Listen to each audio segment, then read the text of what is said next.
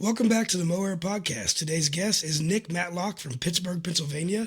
Nick started out as a CFI, went to the airlines, then went to corporate, and now he works for the FAA as a safety inspector.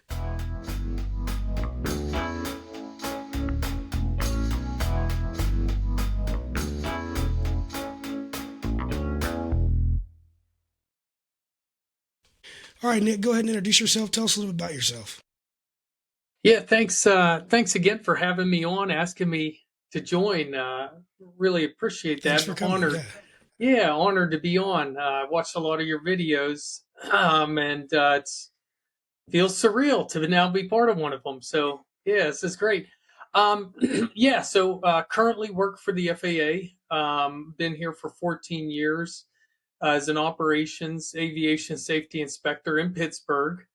And I just love the job. I have two little ones at home, so and a wife, so it helps us out, this job as opposed to a flying job. But it's not only that, I love the work.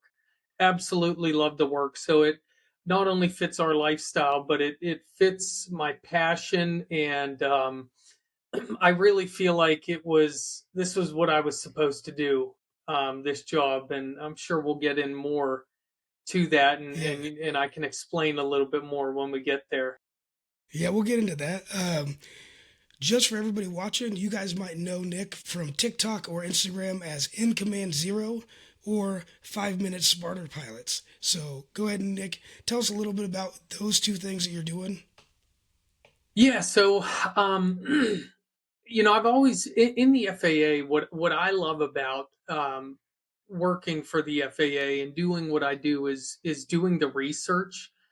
I learned early on when I became a flight instructor that I really liked just kind of trying to understand what the meaning of the regulations were, rather than just memorizing them. And that was like for everything. When somebody told me something or I learned something about a regulation, I'm pretty dumb. So it's like I don't get the stuff right away. And so I got to a point where I really wanted to start knowing what this stuff meant. I thought there had to be a meaning, behind it, and there has to be a way to apply this stuff in the cockpit. And so early on, I started, just doing some deep dive research. And when I did that, I realized I really liked doing it. I didn't even know the FAA was a viable option until a few years later when I met a principal operations inspector in the field office that I'm in now, and he told me about it. And I started applying when I was at the airlines. I love flying, but I thought, man, I think this job will be a really good fit for me. And I started applying. It took me about 4 years to get in. But anyways, that's a long story to answer that question. So I do a lot of this research in my work. And so somebody will call into the office and they'll ask a question, can I do this? Or, how do we do this? And I'll spend, sometimes it takes days, to find the answers to this stuff. And then I give the answer to it. I know, and I always provide solid backing information. And it's very satisfying, but the part that's not is that I only provided that information to one person, and that was a lot of background work, and only one person is getting that information. And so I've been in, like I said, been in the FAA for 14 years. And, I've always told my wife, I said, I'd love to teach this stuff. That would be my dream job. And one day it kind of hit me. I said, I was actually kind of embarrassed to tell my wife, I wanted to go on Instagram or actually I said I wanted to do it on YouTube, because I'm not attempting to be an influencer where I'm this is something that I'm going to make a career out of. Cause I think my it's only for a niche group of people, it's a lot of it's kind of boring. And she said, well, why don't you do TikTok? There's so many people on TikTok. And so I did. In the first video I put out was about a check ride, how to pass a check ride. And for me, it took off. I'm not saying it was some viral content or anything, but I was I knew it was going to be good, and I knew it was going to be good content, but I didn't think it was going to get like as many views as it did within the short time frame. Again, I don't think it like met the criteria for like a viral video or anything, but and so I just love doing it, and I love like that getting this information out to people, and people are seeing um, the regulations in a different light, how they were intended to be written, rather than just getting out their foreign and reading, verbatim what the regulation says. And so that's what I like doing. I love doing that kind of stuff. I love when people pose questions to me, is this possible sort of thing. Yeah. And, I really appreciate that you took the time out to do that because I started watching your videos and I'm relatively new to social media as well. So I found you, I think, back in January. And the first one that I saw of you was talking about when you get cleared to descend at your discretion, right? And you're like, does that mean you start right now? Does that mean you just wait till whenever you want? Do you have to let them know that you're going to start descending? Or can you just do it whenever you want, right? So I was like, okay, I've never actually thought about that. We always just read back, clear descent at my discretion to whatever altitude, and you don't think, okay, am I supposed to start now? Or whenever I do start, if I wait, am I supposed to notify them then? So that was like I've never thought about that situation before. And then I watched your video and there was a bunch of people talking about it. So I scrolled to the next video and then there was something else that you were talking about that I've never thought about. But the way you explained the regulation with more than just the regulation, like you read it, you can explain what it says because it's kind of like, for lack of better words, it's like reading the Old Testament, right? Some of the words are not super common. Yeah. So the way you explain it to where people like me that don't know all of the terminology can understand it, which is awesome. But then you back it up with the Aeronautical Knowledge Handbook, you back it up with other publications, and then you back it up with real world experience. So it's just really cool the way that you show it. And I think it helps a lot of people understand what it means more than just what it says. Yeah. Thanks for that feedback. Too, it's, there's so many publications out there that the FAA has out there, and to the FAA's credit, they have, and I say this in a lot of my videos, that let me back up for a second because I try to cover these areas that people think, call gray areas. I tend to call them hard to understand areas because the FAA they do a really good job with putting out extra material. It's just there's so much. And the average pilot who doesn't do what I do, where I sit behind a desk, 80% of the day, and like my job is to research this stuff, they don't have the time to do that and to look it up and to know where to go and to find and piece it all together. And so that's why I try to do that. And I try to show them, like you said, I back it up. Like I usually, um, like I will go to the ends of the earth to find, where the regulation started from and why it was written. And then I try and piece all these things together, advisory circulars and orders and notices to show you, look, it's, there's so many things from the FAA, because that's another thing I try to emphasize is like, you can't make up your own opinion on the regulation. I can't make up my own opinion. And like, how many times throughout your training have you heard an instructor say, well, this is what I think they mean by this?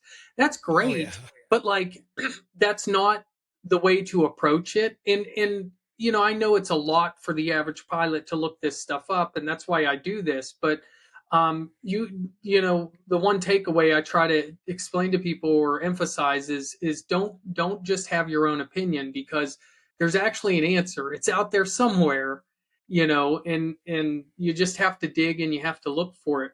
What's funny, a sidebar about that video, the descend at pilot's discretion. It's kind of funny and cool is that wasn't even my question. That came from, I don't know if you follow Prop Hat Cat. He's an air traffic controller. So Yeah. you follow him. He's so great. I started to because I saw your stuff. Yeah. He's so awesome. And what's awesome about TikTok is like, I ran into him, I just followed him one day, and then like we kind of like messaged each other, and we're like, "Oh, you work for the FAA," kind of thing. And we realized we were both doing the same thing. He's doing it on the air traffic control side, where he's coming up with these same sort of scenarios and explaining them and providing the guidance in the background. I'm doing it from the flight standards, from the FSDO side. And so we've collabed on some videos, and that was one of them. That was our first one. He gave me a question about the descendant pilot's discretion, and we collabed on that. And so that was really cool. So yeah, you should have him on. He'd be a great one to talk to. He's not not a pilot. He's an air traffic controller, but he'd be interesting to talk to. He's a really good guy to talk to. This podcast is for anybody in the aviation industry at all. I don't care if it's pilots. I don't care if it's FAA. I don't care if it's air traffic control or if it's maintenance guys. I've talked to brokers / maintenance people on here earlier in the season. So that's awesome. Everybody's welcome. Yeah.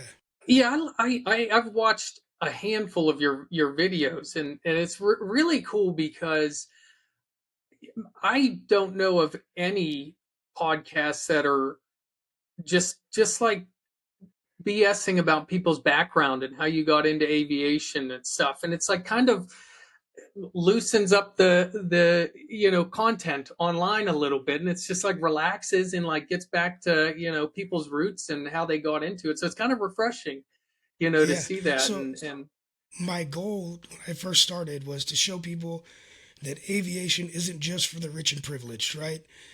There's different parts of aviation you can get into regardless of what you like or what you're trying to go for, and that it doesn't matter what your background is. As long as you're willing to work for it, there's people from all different backgrounds in aviation. That's so true. Yeah, so true. And this is, just being online, it's opened up a lot of channels for me where, I've met people from across the country now who are like, messaging me and asking me about regulations, and so that's been really fun for me. And I mean, look at this here. Here I am on your podcast. Right. It's just really cool. Yeah. So it's been fun for me. Man. Yeah. Let's get back to where your aviation dream started. Obviously, you didn't start out knowing that you wanted to be an FAA safety inspector. You didn't start out knowing that you wanted to research regulations and teach people that. So from your earliest memory as a child, what do you remember about aviation that made you want to join? I remember, I don't even know how old I was. I was young. This was like one of, if not my first memories of ever having a dream. So I had to have been really young. And I remember having this dream about like the mailman flying an airplane into our yard and dropping off the mail. I don't know why I had that dream, but I just remember like I was always obsessed with flying. And it's funny because nobody in my family was a pilot. My dad's afraid to fly. I was never on an airplane ever. In my childhood, like growing up, we never went anywhere because my dad was never went flying anywhere because my dad was afraid to fly. But we lived really close to an airport, a local Class D airport, and always all kinds of traffic. Flight schools in and out of there. There was a 135 operator. There's a really cool air museum out of there. And my dad likes airplanes. He's just afraid to fly on them. So he would take me up there. My mom would take me up there on the weekends. My dad would drive me before TSA out to the Pittsburgh International Airport. And we would just sit in the terminal, sit at the gate and just watch. That's when you could just go watch airplanes pull up to the gate without having a boarding pass and no TSA. And my parents knew I just loved aviation. At a young age. And so, I was always watching old war movies with airplanes, and Memphis Belle. I was obsessed with that movie as a kid. And so I just knew, like in high school, I knew that's what I was going to do, was become a pilot. And our local community college has a really good aviation program. And so right out of high school, that's where I went. I went right there. And the first time I was ever in an airplane flying in the air was my first flight lesson. And I loved it. It was a Part 141 school, and that's where I did everything. I got all the way up to my CFI at that school, and then I transferred after that to finish my 4 year. Then I came back to that school afterwards, and I got my double I and MEI. And then during that time, I was flight instructing 5 days a week, Monday through Friday, and I got hooked up with this skydive operation. They had Cessna 206s and a straight tail 182. And so I would instruct Monday through Friday, and then I would go out there. I had a tent in my back of my Jeep and a sleeping bag, and I would go out there. It was a grass field, and I'd fly a load on Friday night, set up my tent camp, and then all Saturday, all Sunday, I'd drop skydivers, and then back to it Monday. That's awesome. So yeah, it was, looking back on it, it was like a grind, but like also looking back on it, that was like the most fun I think I've ever had flying. Yeah. And then I got hired at the airlines, at a commuter airline. So I went there, became a captain there. Um, and then the company was absorbed by a couple other companies. So I was getting downgraded, which was okay. But there was a local 135 company. It's a pretty big company, and they offered me a street captain job. So I went there and was flying a Citation and a King Air. And all of this Wow. time, like when I was at the airlines, I was actually applying for the FAA because that's, like I said earlier, that was the point I kind of knew. Like at some point, I want to go to the FAA because I love flying, but this is the stuff that's like, I didn't think I was going to do like kind of a 180. Like I thought I was going to be an airline pilot forever. And then I started like getting into this, researching the regulations. And I thought, man, this is even more interesting. It's so funny because most people are like, that sounds terrible. But for me, it was like what I was meant to do. And so yeah, that's what happened. I started applying. I remember I came back from a 135 trip, landed, and I had a call from the local FISDO to interview. And within 2 weeks, I was hired there. I got the offer, and I've been here since 2012. That's And awesome, I've, man. I've I've done a bunch of stuff. So I was in the FISDO initially as an operations inspector for 10 years, and I worked in Pittsburgh. I worked at the FISDO in Fresno, California. I was an frontline operations manager, and then most recently, for 4 years, I was working in headquarters writing policy, and working on regulatory stuff. And that was really fun. That was really challenging because, again, I have zero like legal background, but it was such a good experience to be able to, from what I started out with thinking I was going to do to like working with attorneys in headquarters, That's daily, wild, like, man. Yeah. and then to come now, I'm actually back at the FISDO again. So I did 4 years in headquarters and decided I want to come back to the field work. I really like working one on one with airmen and with operators that I oversee. And so um, yeah, I mean, I have no intentions of leaving. This is where I'm at. This is what I like to do. That's awesome. Well, I'm glad that you found that spot because you've surely helped out a lot of people like with your actual job, but now you found this niche that you can help everybody out with. Yeah, appreciate that. That's awesome. Sometimes like I said, the content, it can be dry. Somebody asked me kind of an off the wall question, and I know it. Especially when I get into these legal documents, it can be dry, a little bit dry. But I just try and provide like quality information to people is ultimately what the goal is there. Right, yeah. Prior to getting into the FAA, what was your, I would say, hardest hiccup getting in through the airlines or training at all, your flight training? And then what did you learn the most from? Yeah, the hardest hiccup. So when I got hired at the airlines, it was like 2008 or nine, and there nobody was hiring at that time. I mean, it was really tough. Yeah, And I think we're kind of like getting back to a little bit of that now. I don't really follow the industry a whole ton. I know it's just slowed down a little bit, but to put it into perspective, I don't know what it's at now, but I had almost 2,500 hours, and I was like grinding at, like I said, like flying 5 days a week instructing. I was doing as much as I could with these skydivers to build time. So I had almost 2,500 hours, a ton of dual given, um, a couple hundred, almost 300 hours multi-time before I even got there. And so it took a while, but I got there. When I got hired on a Saab 340, and that's an old airplane.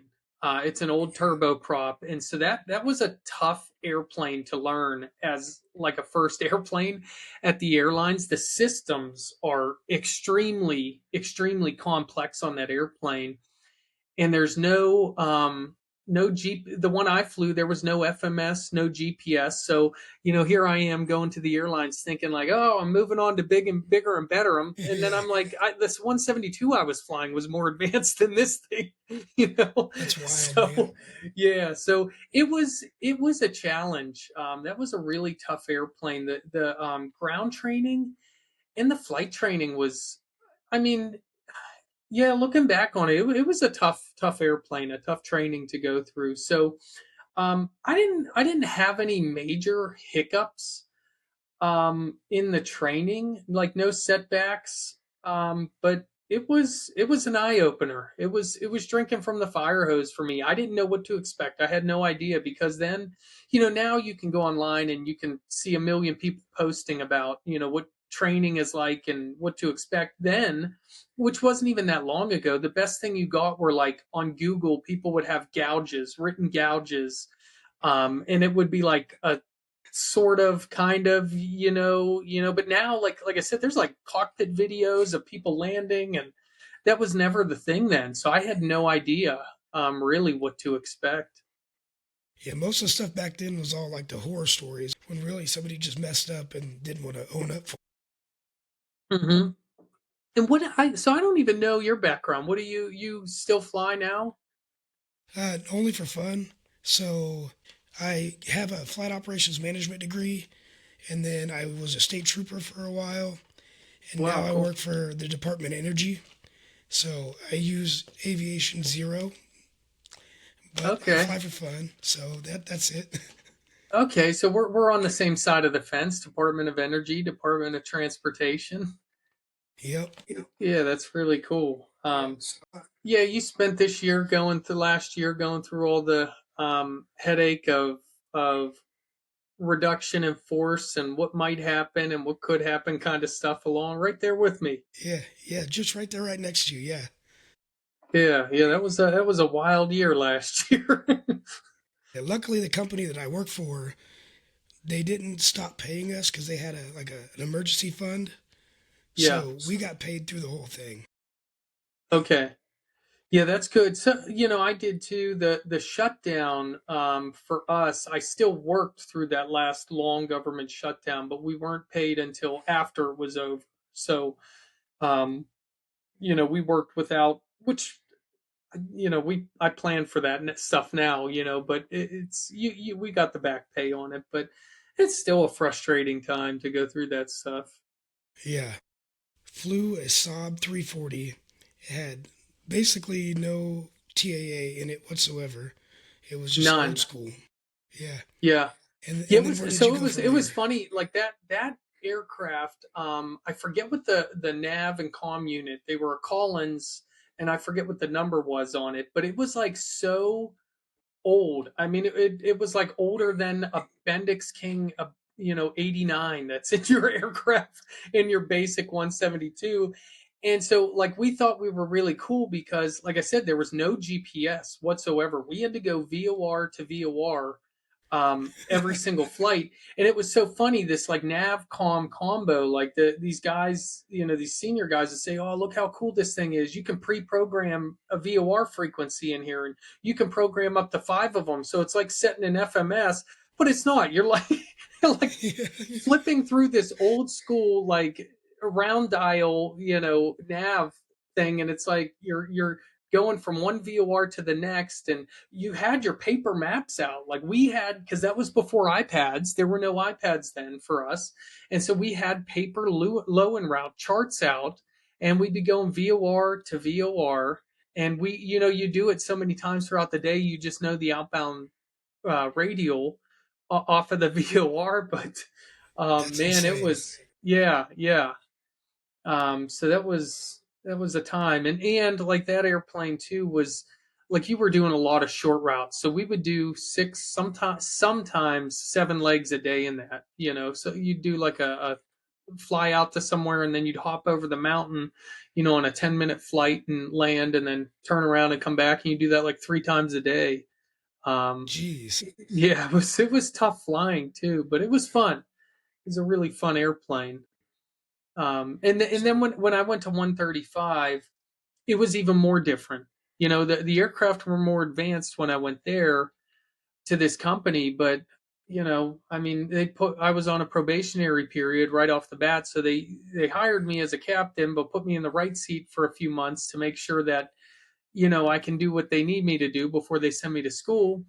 And I'm used to somebody else making the coffee, and now I'm the FO making the coffee, and I'm like helping passengers in the back and briefing them while the captain's starting the airplane already, and I'm like, what's going on? This isn't normal, is it? So that Yeah. was like a learning curve for me too, because I always felt like I was behind. I never felt like caught up on the aircraft. It was just like constantly rush, rush, rush.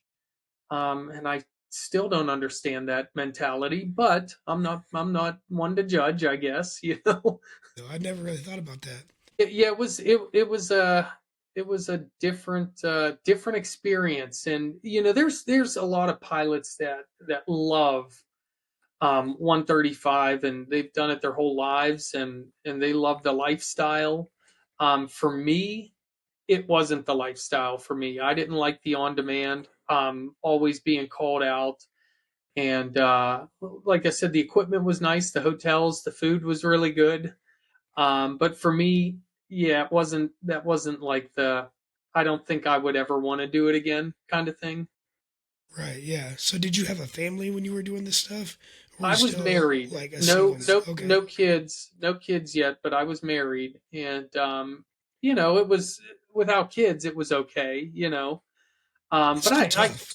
yeah, it's still a little bit tough. Yeah, I couldn't imagine just me personally. Again, I'm not judging anybody else. I couldn't imagine myself, um, you know, doing it with kids now. It would just be too tough. Like I said, I'm down in training right now for a week, and that's tough enough. You know how it is. You have kids. Yeah. It's tough being away. You It always feel is. like Yeah. kind of guilty. You're leaving your other half to deal with everything. So The first couple days, you're like, oh, this is going to be nice. I get a break. And then, like, I don't know, maybe a day and a half or 2 days in, you're like, man, it's kind of quiet and weird. And I miss the little it's kids really running around quiet. throwing stuff at me. Yeah. Yeah, yeah, really quiet. And then, like I said, I feel guilty because I try and do as much as I can when I'm back home, and you think your other half has to do all that now, and so it is. It's tough. Yeah. You just got to It's take her out tough. and make up for it. Yeah, yeah. Thankfully, Yeah. like I said, the FAA has been a great fit for my family life, for my home life. It's to go from that lifestyle. I don't even know my wife. My kids have never experienced me in that lifestyle. My wife, she doesn't even remember it at this point. So a trip like this is like it's tough on both of us because I can't even imagine what it would be like if I were still flying.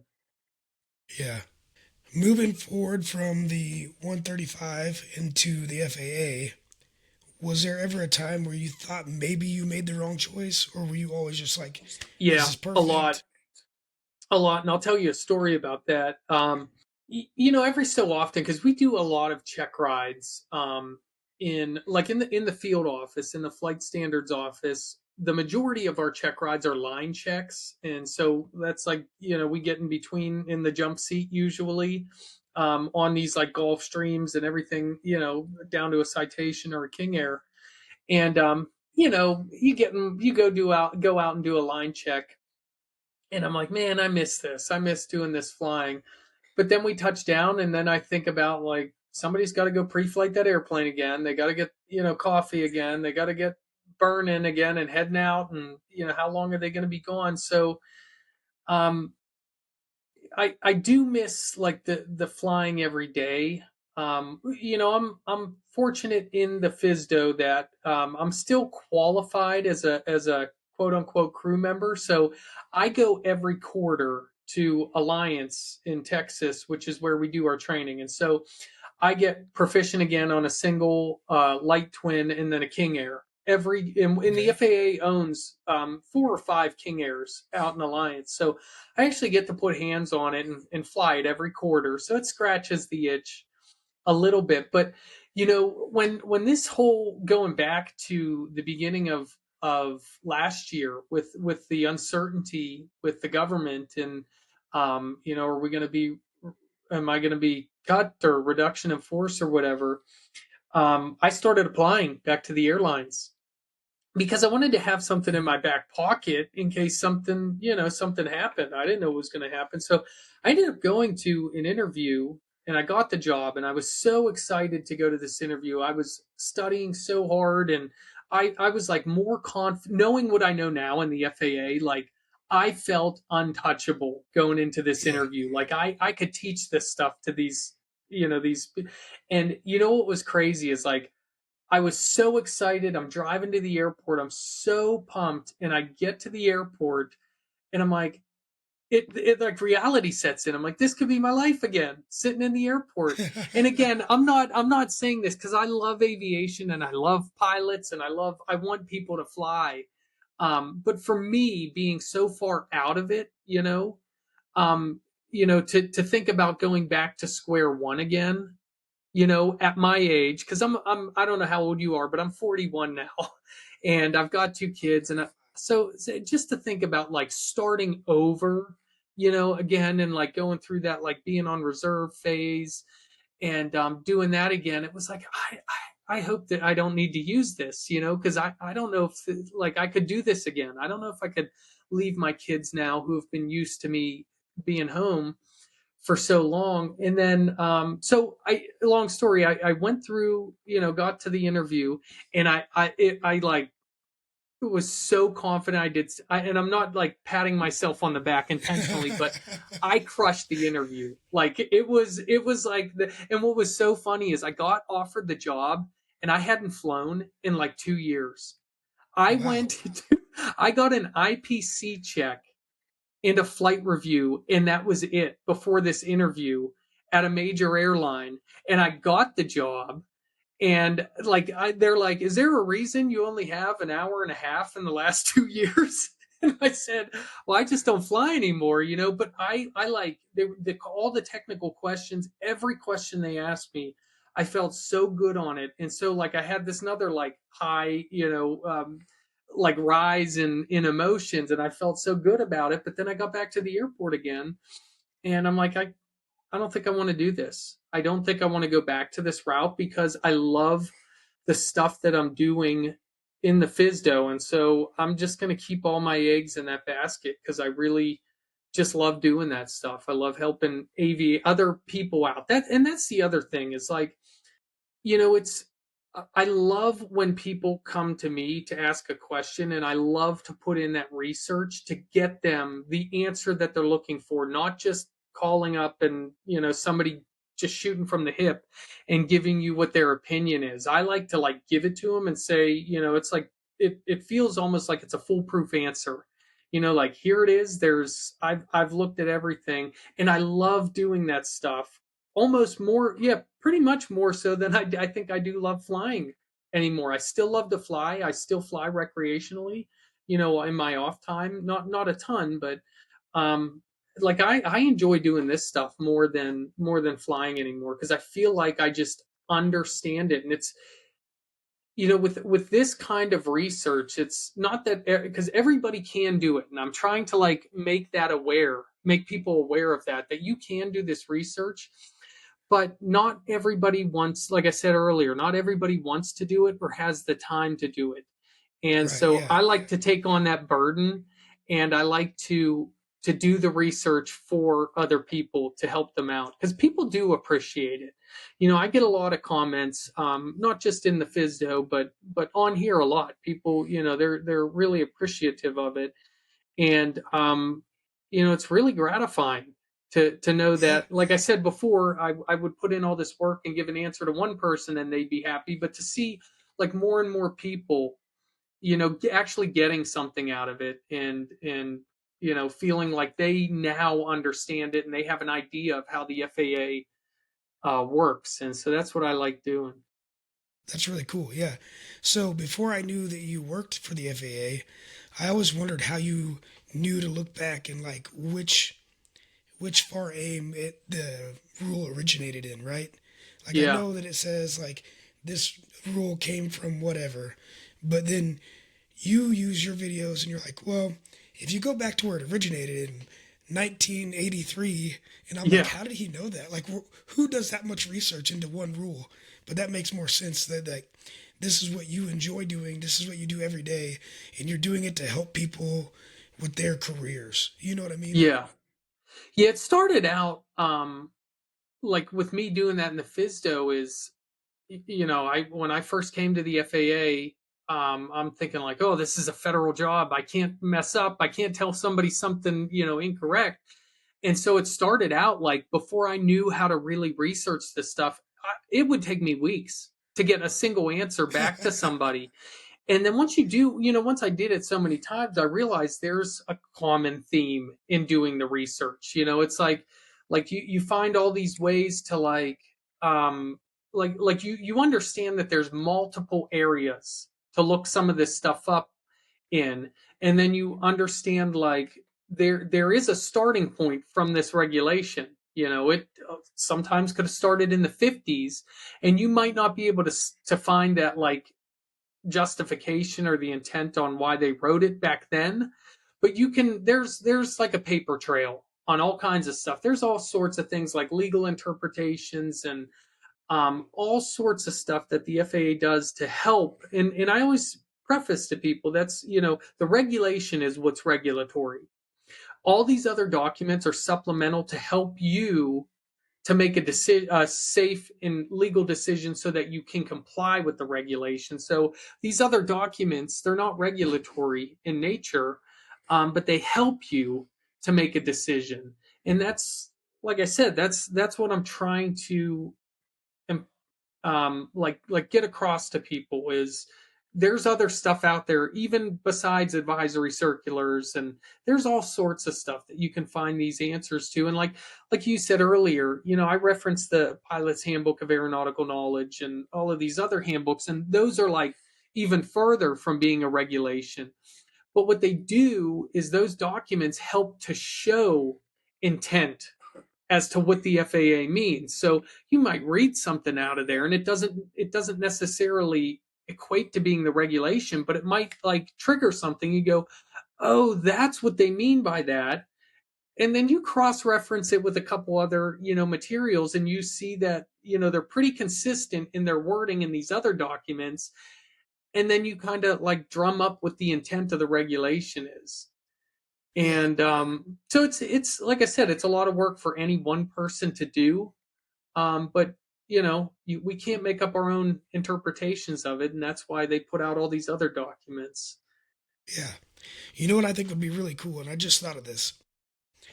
If you take the top 10 questions that you get, and then you could put out like a blurb or a blog or a post saying these are the top 10 questions that I've gotten, these are the answers, and this is where I found them, along with these other supplemental documents to help you guys understand it. Yeah, that would be a kind of cool. Yeah, that would be really cool. Yeah, that would be because you're like combining it into one everything into one area. Yeah, no, I like that idea. A lot of people would use that because if more than one person keeps asking the same question, but It's they true. don't even take the time to go back and look at your old videos, they're not going to take the time to look it up. You know what I mean? Yeah, yeah. Well, I think you're right. Yeah, that's something to consider.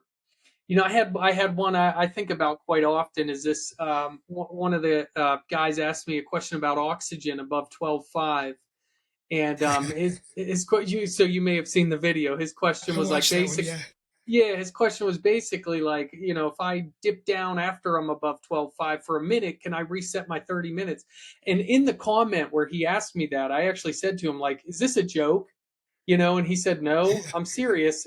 And he didn't want to know because he wanted to do it. He wanted to know because and so I started looking into it, and it was actually, like I say in the video, it's a common question that comes up that people want to know the answer to. And so when I started doing a deep dive into it, I realized there's a lot to this. It's very complex, but there's not a lot written up about it. And so that's one. And these happen sometimes where I do all this research and I don't find anything written up about it at all. And I couldn't find any preamble text to it. I couldn't find anything. And so usually what I do is I hit a point where I say, you know what, in my own mind, let me go back to the regulation and reread it over and over and over again. And I've got to read it word by word because I'm missing something here. And that was one where it was like the answer is actually in the regulation itself. It's just like there's certain words in there that you've got to kind of pick out and make sense of. So there's all Yeah. kinds of like crazy ones I get, and just when I think like I always think like, well, that's probably it. I think I've exhausted all of these gray areas.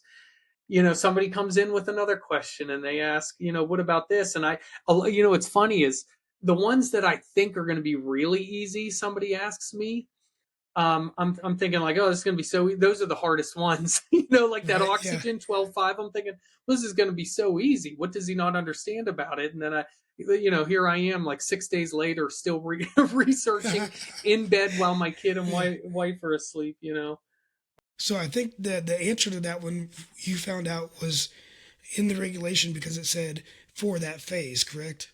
So it wasn't cumulative, it was Right, concurrent. right. And what's funny about that too is like after that video, I watched another thing on, I think it was TikTok, where it was like two and this is a pretty big channel, and I won't say who it is, but it's a pretty big like TikTok channel with these two like professional pilots who are, I don't know if they're DPEs or not, but they're like talking back and forth about like check ride scenarios and things.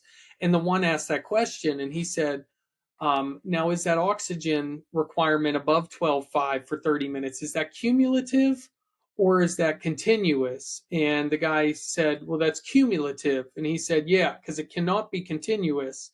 He said it has to be cumulative. So you always add it together. And I just had to laugh to myself because I had, Right. spent literally 6 days like zoned in on this. And, but it's, either way, it's not hurting anything. And that one, in that case, I had a couple comments in that video afterwards where people were, kind of negative about the video, like, why would anyone want to do that? And I'm like trying to explain to them, you should have watched the whole video because I'm not telling people to do that. But when you understand one, and that's part of the reason I like call myself in command, on TikTok, because when you understand these regulations to that detail, you are truly in command of that regulation. You understand what you can and can't do. There's no question about how to comply with that above 12.5 oxygen requirement when you understand it in that breath. It's one of those things where just because you can doesn't mean you should, right? Even though you Exactly. could be compliant with the regulation, that doesn't mean you should do that. Like use common sense, like you said in the video. Like if you come down to 3,000 for 2 hours of the flight, obviously your body's going to reset, right? Yeah. However, if you come down for 1 minute and then go back up, you give your body zero time to reset. So that's Yeah, not and, smart. and and in those cases, that's where the FAA would apply.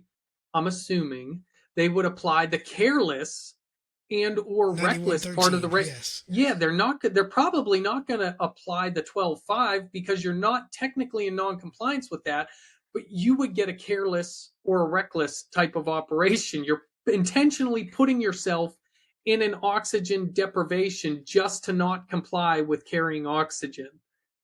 Right, And so it's yes. like use common sense. In that guy's case, like I said, he wasn't wanting to know because he was actually going to do it. He even said like I would never do that. I'm just curious because it's a common question online. People want to know that exact answer to it. So I know that's kind of a trivial. That one actually ended up being kind of a good video for me. People were really into it, but it's trivial. But Right. but Yeah. like I said, you like when you understand it to that detail, you feel really confident now about that regulation. Like you have no question whatsoever. If anybody ever asked, you could probably school them on it. And that's how Right. I Yeah. feel about that stuff. That's one thing I like watching your videos for. And I feel like most pilots are the same way, right? The old saying, if you want to know who the pilot in the room is, just wait and he'll tell you, right? That's Yeah. because people are proud to be pilots. People that are pilots like to be smart. So the way you explain things where I can regurgitate it back to you and it sounds like I know what I'm talking about, even though I just watched your video, You that makes me recited feel it good. perfectly. Yeah, yeah. No, that's awesome, and I'm glad to hear that. I really am because I get a lot of like thumbs up or that was a good video. Thank you, but to hear somebody else say it and like say that you understand it, that really gives me a lot of it makes me feel good that I'm that's because that's what I'm wanting to do, Right. and that's good to hear. So I appreciate Yeah. that. It makes you feel like you're not just wasting your time. You're actually doing something that it's creating the end result that you wanted. It does. That's like I said. I don't think I will ever get nor am I trying to, but ever get famous off of doing the videos I'm doing because they're kind of dry. They're for a select type of person who wants to like really understand the stuff. But um, my goal is to get it out to as many people as I can and get as many people to follow me in the sense that I just want to promote this stuff. I want to get it out to more people. I want more people to know what I'm learning because I learn a lot of stuff. Like I said, with that just that O2 video, like I didn't know that before I did the research, and now like I'm like becoming smarter and smarter as I'm doing these videos. So Right. I think another thing that you're doing with these videos, with probably not even trying to do, but sometimes the perception of the FAA is negative, right? It's yeah, scary. These are the people that get you in trouble. These are the people that will take your certificate and rip it up, which you said they can't do. I watched that one too. yeah, Uh, but anyways, a lot of pilots are scared of the FAA, and I think that you're kind of making them human in a way, like by sharing all this stuff that you share and doing it in the way that you do it. You're showing that you're just people too, and we shouldn't be scared of yep. the FAA. They're there to help, so that's really great. Yeah, they really are. It's always funny. Like I'll get new guys in the office that I work with, and we'll show up to an operation, and they'll say, "Hey, we're the FAA. We're here to help," like in a joking sense. Um, and when I was flight instructing, I knew like there were so many guys that they painted the FAA in a negative light, and when I was a flight instructor, all the way up until I was probably at the airlines, I felt the same way. I felt that it was like they were out to get me all the time because guys are constantly telling me that the FAA they can just take your certificate. And I actually did a video recently with that prop hat cat I was telling you about, and it was funny. It was the same thing we were talking about, where people think the FAA are just going to take your airman certificate because you hand it to them. They Right? Yeah. don't do that sort of stuff. And really, when you look in the orders for like my job, like my order that tells me how to do my work. It says like one of the first and foremost things is we're there to promote safety. And so we have to do a job. They're just like a police officer. You get pulled over, you're automatically you kind of have a negative view on the person because you're like, I wasn't even speeding or whatever. But it's like they don't want to pull you over. They don't want to write that ticket Right. or write a report or like I don't want to have to do. The if I find something negative, we have to correct it, find a correction for it.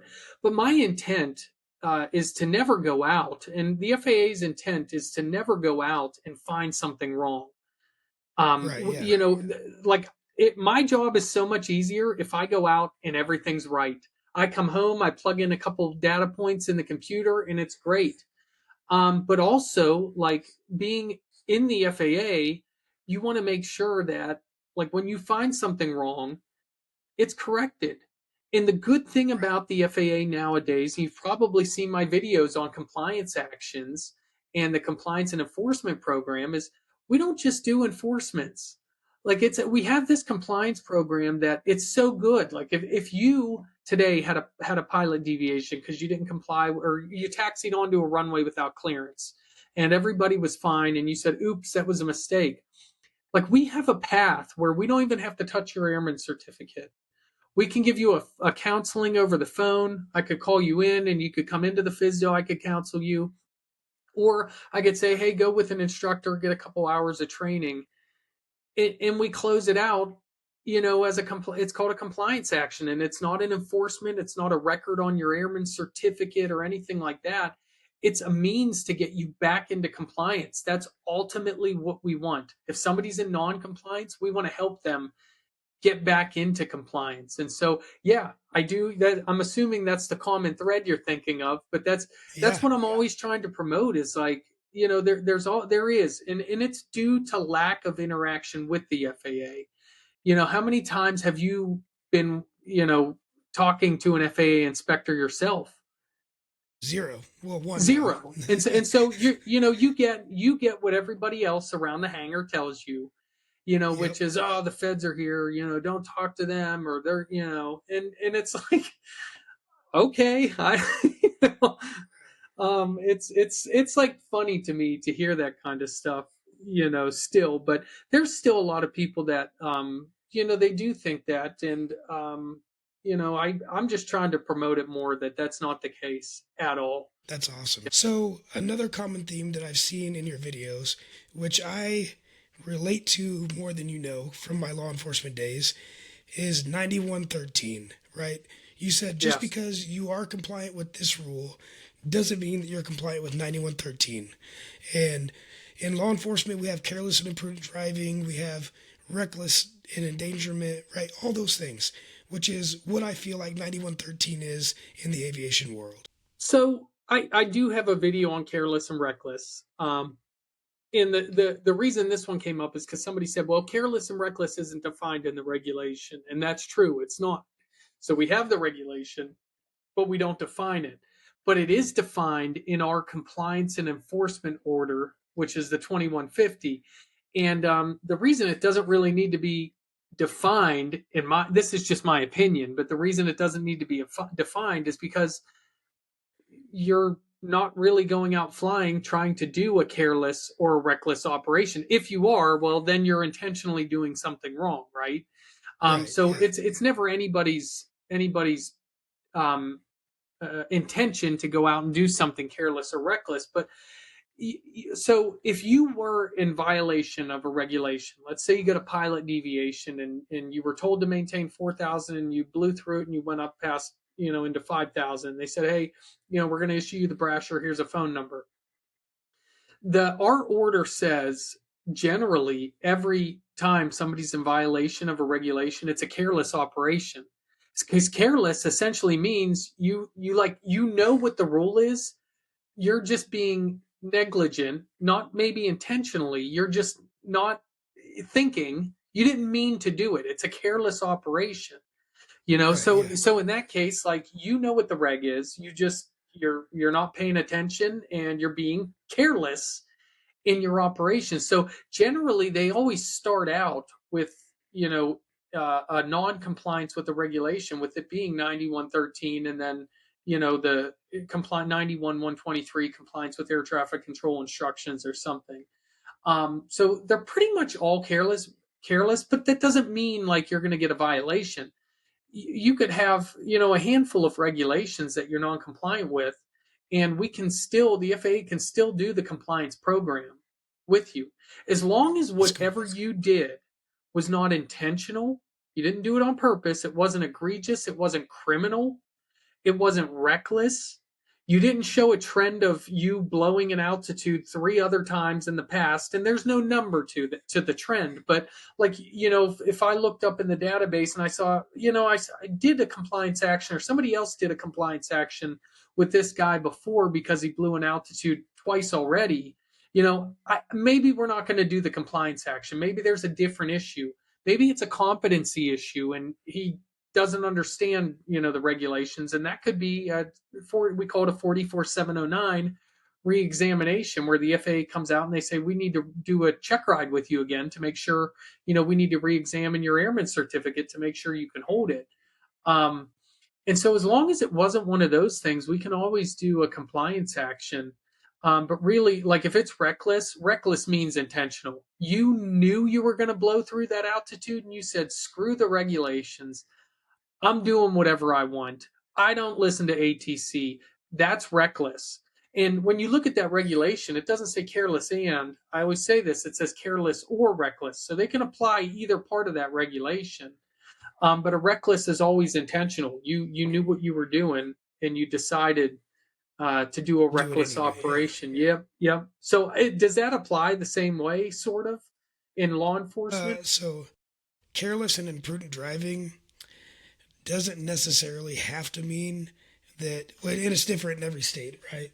Every state has their own rules, but it doesn't necessarily have to mean that you did it intentionally.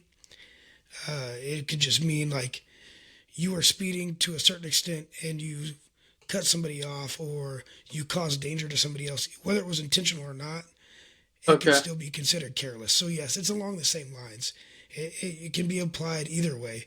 If you did something reckless, usually there's another rule or another law out there that applies. But, and this is terrible that I'm going to admit this, but a lot of uneducated law enforcement officers don't know all of the rules. So even if there is another rule that applies, they will just throw careless and imprudent on you. Yeah. So yeah. You know what? Let me say it like this in a blanket statement is that happens in a lot of different jobs. Right. Yes, and you can take you can take from that whatever you want to take from that. I'm not implying anything. I'm just saying, like, any job, there's people that don't understand the regulations necessarily. Right. Just because they're in a certain job doesn't mean they know them. And they're the subject matter expert. I worked for a state agency, so I was a state trooper here in Missouri. And every year, the laws change all the time, just like the FAA regulations change a little bit here and there. We had yearly training on new laws and then any case laws that came out and then like new interpretations of old laws, right? Is there something like that you guys do with the FAA? Yeah. Yeah, so we don't do that training. That would be great to do a training. Like we get like tons of training, a lot of training, but it's not. And in any time something's changed, like they'll send out new laws and things like that. But it's not, a lot of times like that kind of stuff isn't mandatory training. But the FAA internally promotes like reviewing case law and legal interpretations. And we have a public website. It's drs.faa.gov. And that's where we go to get all our information. But that's where like you as the general public should do the same thing, because you have access to all of the information we have too. And in there's a whole site dedicated to we call them legal interpretations.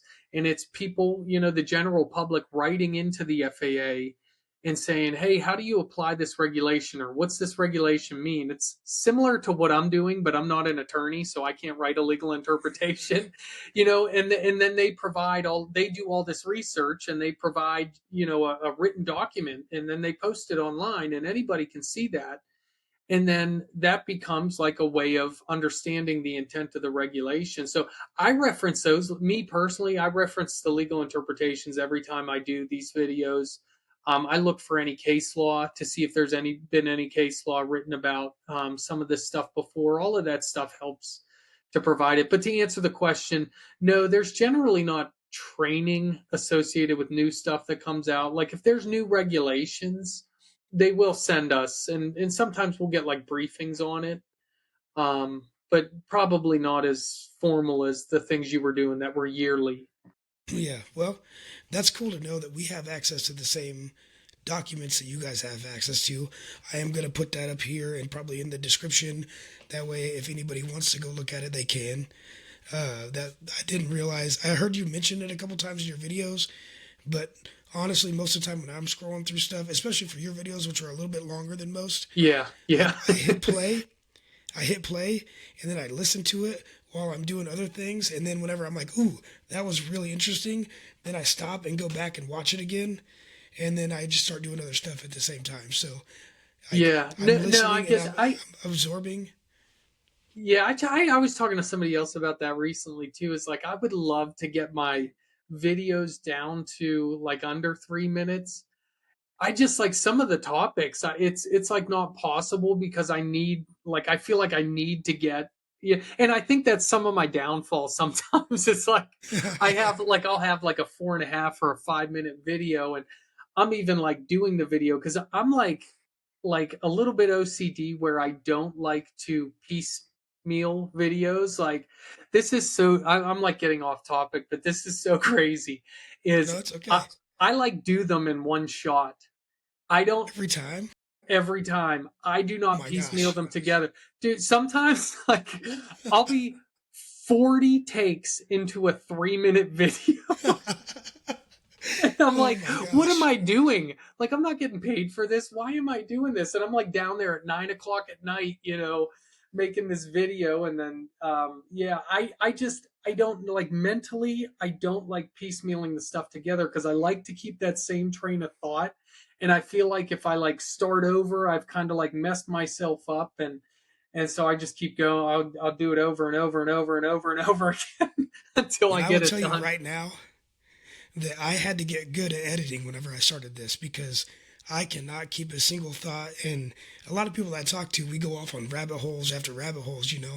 So I Yeah. got good at editing when I started doing this because there's no way I could do all this in one take and just Yeah. upload it. I know it would go so much quicker because I only like I you probably don't even notice, but I only get like maybe 2 videos out a week, maybe. I most people I think are doing like 2 and 3 a day. I'm lucky if I get 2 videos out a week just because of how long the research takes and then, how long it takes me to put it together and then edit it. And yeah, so and Yeah. I don't So care, that doesn't matter to me. That I don't want to put out stuff that's just like nobody cares about. I want to put things out there that people want to watch. So that's cool, man. So I'm going to go the opposite way. Whenever I first found your stuff, I watched a couple of videos and I'm like, I wonder if he has like long form videos out there where he goes into like super depth and like actually well you put visuals up all the time, but like I didn't know if there was more than one like connected topic sometimes. So whenever I first saw your stuff on TikTok, I went to YouTube immediately and I was like, where's this guy at on YouTube? Does he have longer videos that I can just like listen to on my car drive or, whenever I'm doing dishes or whatever and not have to keep scrolling every once in a while. So it's funny that you say you're trying to shorten them and I was trying to yeah. make the longer ones. So I do have a YouTube, but that one's I like I said, I'm newer to this TikTok and Instagram and YouTube, so I don't know, like I don't understand the algorithms. Like, I started out on there and I had like the same length of videos that were, I just pulled them from TikTok and they were like these 5 minute videos, and they're like nobody's watching them. And then I realized they have to be shorter than 3 minutes, so I started, cutting them down. The same video, I was just cutting it down, but it like cuts off the end of it. But as soon as I did that, people started watching them. So there is like a mindset behind that, 3 minutes or less thing. But Yeah. in my mind, I don't, that's good feedback to hear too, because I don't know, in my mind, I feel like I don't know if somebody wants to put up with me for longer than 5 minutes on my content. I could go on for hours. I don't know if anybody wants to listen to it for hours. I probably would. I love listening to stuff like that just because anytime I can learn something, which is probably another reason why I started doing a podcast, is I could have used the social media just to promote my business, which is what I started. It's a brokerage. And that was kind of one side of it that I was going to do. But then whenever I got into the social media stuff, I started thinking about what I like to listen to and what I like to watch. And I like to watch stuff that has more content where I learn something, whether it be learning something about somebody, whether it be learning something about a topic that I like, or whether it just be some learning random things. But I'm weird like that. I like to learn stuff. So I would probably Yeah. watch a long form video. I don't know how many other people are like that, but I would. Yeah, I mean, I would like to do it. And I just, I don't know. Like I said, I don't know. Maybe that's something I'll think about doing in the future. I just figured I probably wouldn't retain much of people's mental capacity, But well, that's good feedback. Maybe I'll give that a try. Yeah, I did the same thing. Like I listen to podcasts. I typically listen to them on YouTube though, and I'll put them on, and I just put it in the background. Like if I'm working on the house or doing something like that, I just kind of put it in the background. And same thing, I love like really interesting stuff. I'm into like history, all kinds of history. I go from like World War history and Vietnam to like right now I'm like this is so boring, but I'm like really into like Native American history and like I go like way back. Like I was on a Viking history and Roman history at one point, and but I like listening to those like podcasts like that. It's like mindless learning. You're like you're there, but you can like still do something else and like still be retaining and learning stuff. Yeah. At least I know I'm not the only weird one out there. You know? No, no, I'm into all that stuff. Yeah. Anyways, I asked the same question to everybody, even if you're not a pilot, which you are. If you could have any aircraft in the world for personal use, what would it be and why? I love flying a Cessna. So I think I would probably just because of the low maintenance cost on a Cessna and because I have no desire to fly IFR single engine. I don't even want a I wouldn't even want a multi. I would just want a Cessna 172, any model, just to go fly around, take my kids flying. That's what I rent now still when I do go flying for fun. But it's just they're just so low maintenance, so easy to fly, so fun to fly.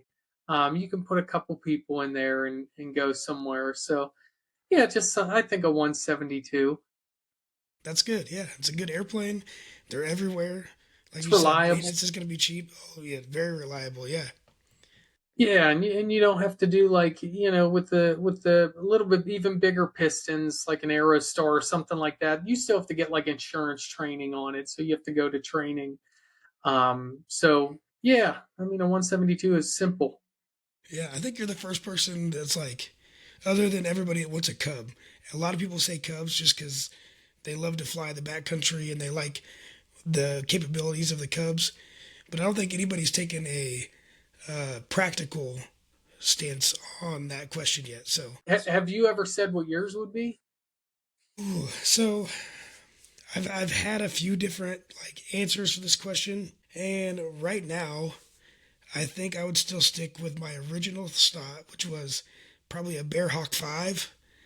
I like the experimental aspect of it because then I could do What? work on it So can myself. you explain that to me? I don't even know what a Bearhawk is. I don't think I've ever seen it. I'm gonna look it up. It's a single engine. It's a 4 to 6 seat for the Bearhawk 5, I think, and it's just a fabric covered aircraft that is an experimental. It's home built, and the cool thing about the Bearhawk 5s is they are great cross country machines because they have a decent cruise speed, but they are also built for the backcountry. So their stall speed is slow, their landing distances are short, their takeoff distances are short. Virgil Irwin bought the company. He was a missionary. And so that's what got him into aviation. He bought the company. It's a Oklahoma company. And I love everything that he's about. It's a great airplane, a great owner for the company. I'm looking at it now. It's yeah, I never seen one, but it's a nice looking airplane. It looks like the one I'm looking at. It's like a three bladed prop. Yeah, is the one you're looking at blue and white with a cross on the side? It is, yeah. Yeah, that's Virgil's plane. Yeah, that's really nice. If you ever watch the National Stoll stuff, Yeah. um, so there is a Bearhawk on there now. Well, he used to fly a Maul, and now he is flying the Bearhawk 5. He competes against a backcountry boss Super Cub, and he's like right there neck and neck. And he's got this giant airplane with a giant engine, and he's flying it with the Super Cub, which is it's a four-place Cub, but it's still a Cub. I've flown in a mall once before, so not even enough to like write home about. But this guy, I'll never forget it. I'm in Pittsburgh, Pennsylvania, and this guy flies in. It was evening, like civil twilight, and he flies in this mall, huge tires on it. I mean, this thing, and the thing was beautiful. And I'd never even heard of a mall. And I said, what is that? And he told me. And I said, where are you local? And he said, no, I've been flying for a couple days. I flew in from Alaska. I forget where he was going to. And, it's so funny because this is what I love about aviation. This guy, he just said, he got done flying 2 days and he was coming in for a fuel stop. He says he was coming in to get fuel to continue on his way, like flying the rest of a few hours that night to go over where he was going, New Jersey or something. He says, you want to go for a couple laps around the pattern? And I'm like, Yeah. yeah, of course. Like aviation is so awesome that every whole pilots are great. They just, like, back to your comment earlier, it's not even so much that they pilots have the ego that they want to say, like, I'm a pilot, because I think that's part of it. But like, I think the bigger part of it too is like, when you do say that, you're like excited to see somebody else's reaction, because you like to see people's face light up when you say I'm a pilot. Again, not because of an ego thing, but because you're excited to see their excitement to hear about Yeah. aviation, because you're going to get a lot of questions about it. But Yeah. it just like goes to show, like, people are so excited about aviation all the time. And like, pilots, not, but even people who aren't pilots, like, when you start talking about it, they always have questions. People are always interested, and that's what I love about aviation, is like there's always conversation there. Yeah, that's awesome. Everybody go check out Nick at In Command Zero on Instagram and on TikTok. It's great stuff. You're going to learn a lot. And I know I did. Also, follow Prop Hat Cat. He has been working with Nick on some collaboration videos. So they got some cool stuff coming out there. And Nick, do you have anything else to say to everybody? No, I want to, just thank you for having me on. It's an honor, like I said, to be able to watch your videos, and now here I am. Thank Yeah, you. I feel the same way. I appreciate you coming on, taking the time out of your day, and sharing your knowledge with everybody. So that's great. I appreciate it. Anytime, anytime. Yeah. And as always, folks, remember that success starts with a positive attitude.